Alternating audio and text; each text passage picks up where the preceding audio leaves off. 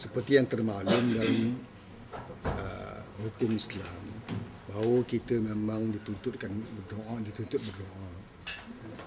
Ud'uni astajib lakum. Mohonlah kepada aku, Tuhan, dan saya akan mustajabkan. Doa yang Tuhan suruh kita buat adalah doa yang baik-baik. Doa yang Tuhan perintahkan kita supaya berdoa. Dan doa yang penting. Doa ni memang senjata orang mukmin. Memang dia punya inti kepada semua ibadah. Tapi untuk yang baik-baik, untuk kebaikan, untuk kebajikan diri kita sendiri, keluarga kita, masyarakat kita, umat kita, negara kita. Itu yang dituntut supaya baik, berlaku baik keamanan, kemakmuran, keselesaan dan sebagainya. Tidak ada dalam Islam, dalam mana kitab sekalipun, dalam mana perkara sekalipun, tidak ada yang mengisyaratkan supaya kita berdoa untuk yang tidak baik kepada siapa sekalipun, hatta kepada diri sendiri, apalagi kepada orang lain, kepada saudara sendiri, saudara seagama dan sebagainya. Maka itu adalah bercanggah sama sekali, bercanggah 100% dengan Islam. Harus diingat bahawa doa yang Tuhan kanunkan sebagai ibadah itu adalah ada peraturannya, ada adab sopannya, ada tertibnya. Didahului dengan memuji nama Allah, diikuti dengan selawat ke Nabi. Barulah kita berdoa.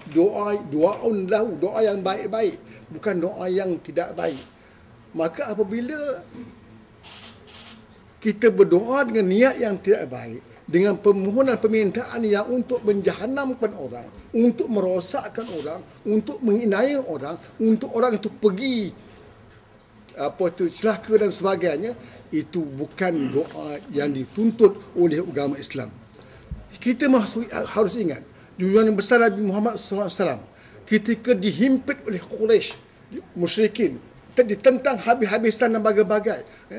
Ketika Nabi pergi ke Taif, orang-orang Taif hujani Nabi dengan berbagai-bagai penderitaan, dibaling batu dan sebagainya. Nabi pulang daripada Taif balik semula ke Mekah.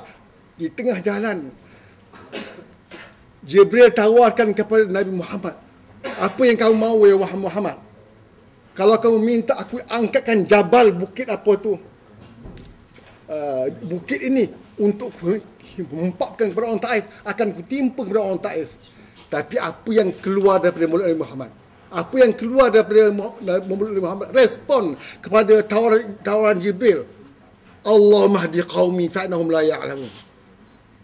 Wahai Tuhan, tunjukilah kaum aku kerana mereka itu tak tahu, mereka jahil.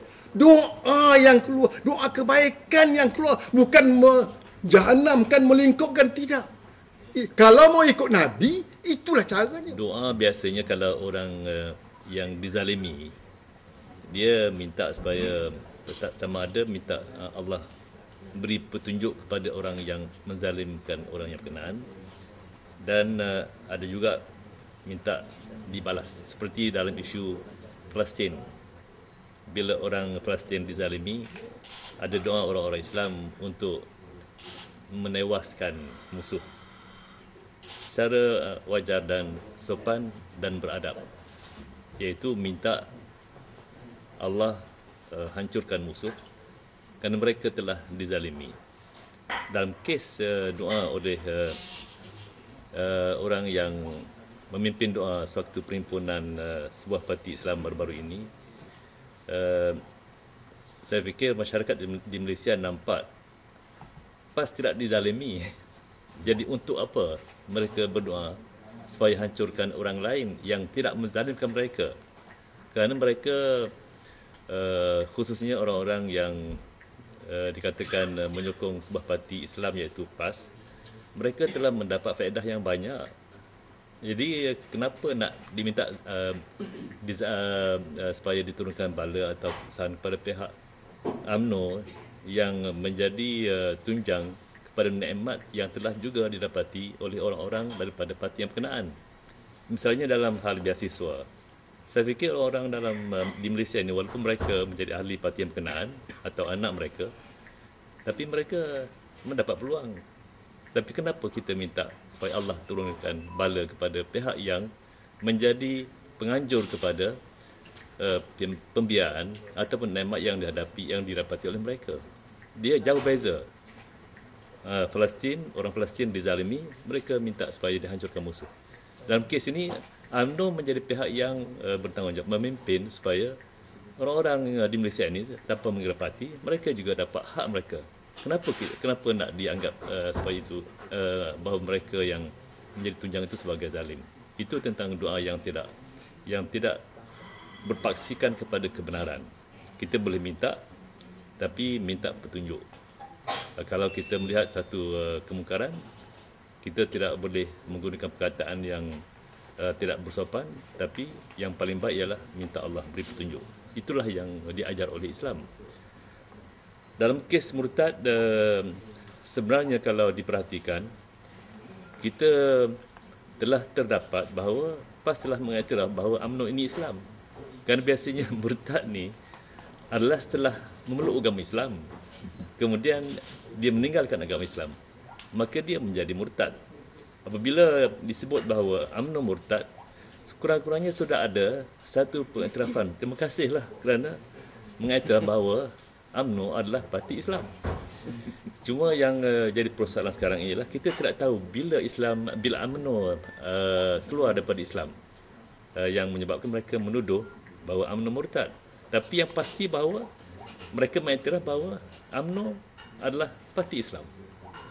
Cuma anggapan murtad mungkin atas tanggapan mereka yang salah, kerana UMNO bukan insan yang menganut agama, ini sebuah pertubuhan.